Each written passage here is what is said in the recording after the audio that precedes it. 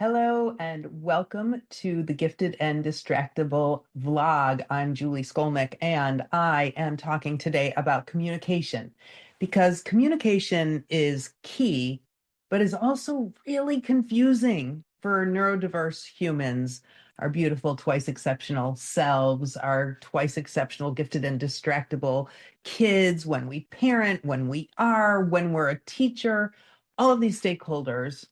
Communication is so important and can be so complex when there's neurodiversity involved. So, if you're a parent, how do I communicate to my kiddo about their behavior, about their superpowers, about what I need them to do or accomplish?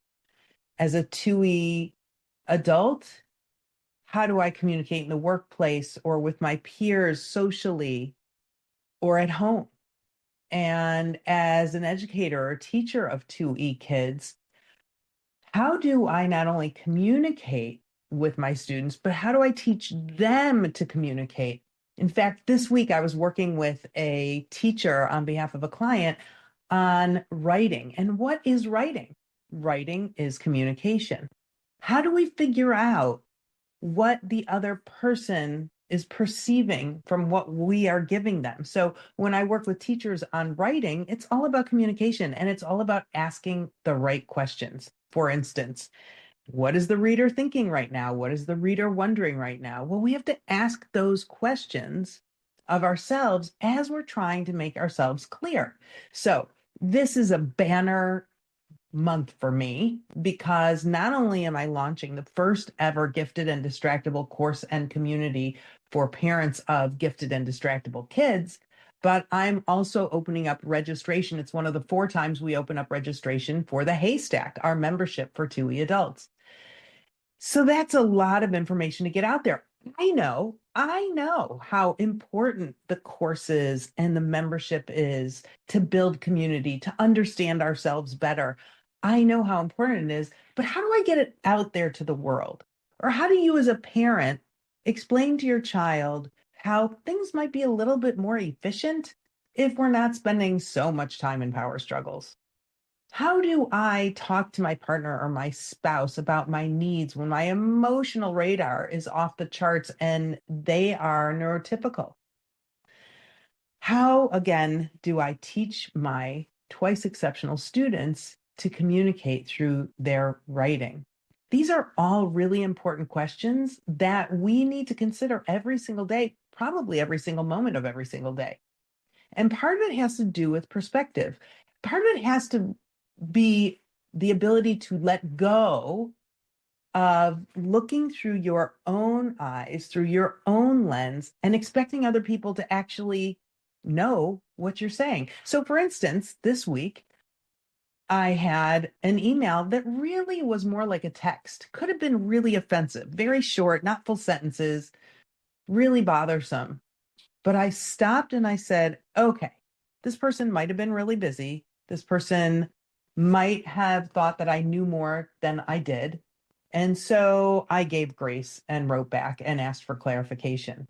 So it's really on two sides that we have to try very hard to not over communicate, but very clearly communicate.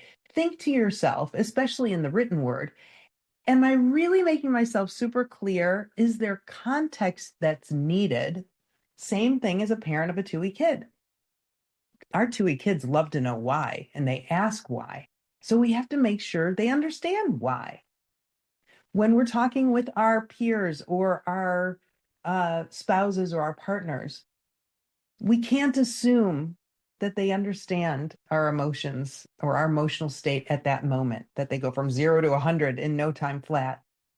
And when we're working with our students, even though they're brilliant, we have to kind of give them a little bit more context. So does this happen for you? Because I know it happens for 2E kids and many 2E adults.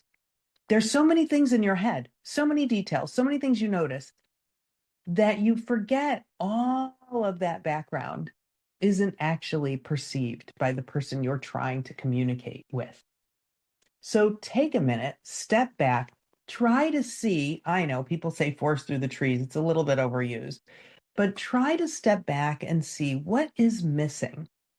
What do I think somebody knows because it's so inherent to my consciousness, but they may not know? What information are they missing?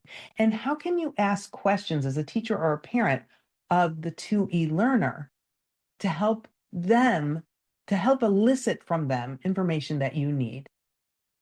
I hope this is helpful for you. And by the way, if you are a parent of a 2E child or you are a 2E adult, definitely head over to withunderstandingcomescalm.com, click on parent or adult to learn more about this first ever course, the Gifted and Distractible course and community, which launches January 14th, 2025 for the first time, and the Haystack community, which we will open up registration for one of our 4 times this year at the end of January, just around January 24th, 2025.